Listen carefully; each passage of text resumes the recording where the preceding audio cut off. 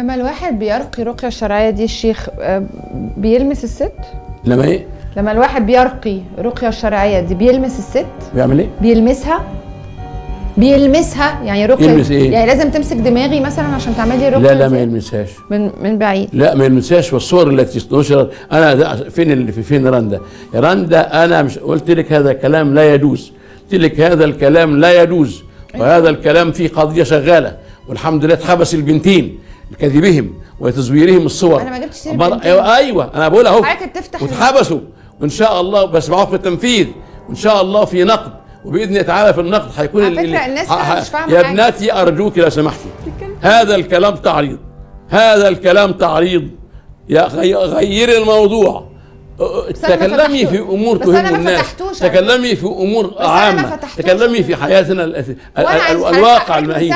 لكن ان تقولي هذا الكلام هذا الكلام تعريض، هذا الكلام تعريض. ثانيه واحده بس، حضرتك واخد 1000 جنيه عشان تيجي تزعق لي. بقول لك ايه يا استاذه وتهزقني من ساعه ما قعدت. حضرتك مش بترد على السؤال، جاي تتخانق. هتغير الموضوعات ولا ما اقولش؟ انت بتهددني، انت جاي لا غير الموضوعات. هو في راجل لو سمحتي غير الموضوعات. انا بقول لك اهو غير الموضوعات، غير الموضوعات. حضرتك اللي بتشرط عليا يا استاذه غير الموضوعات. انا ما اتكلمتش موضوع في غير الموضوعات بقول لك. والبس الحجاب. لا مش لابساه، انا لابسه لما ربنا خلاص عشان ربنا مش عشان حد. انا اشترطت قبل ما اقعد. ولازم يبقى عندك مبدأ. وانت وافقت ووضعت الحجاب.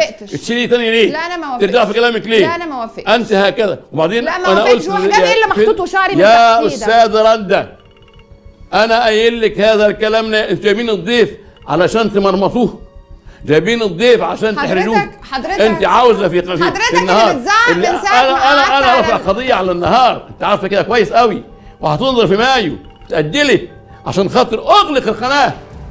جاي فيها ليه؟ عايز تفهم؟ انا رافع قضيه في النهار جاي ليه فيها وبتاخد منها فلوس ليه؟ طب والله العظيم بتاخد فلوس ليه منها وعايز يعملوا هذا الكلام مع القفايل. بتاخد فلوس واجر ليه؟ مش حضرتك واخد منها فلوس والله دلوقتي عشان تظهر؟ استاذ ايهاب واخد فلوس ليه ما حضرتك عايز تقفلها؟ انا مش جاي عشان هذه المرمطه.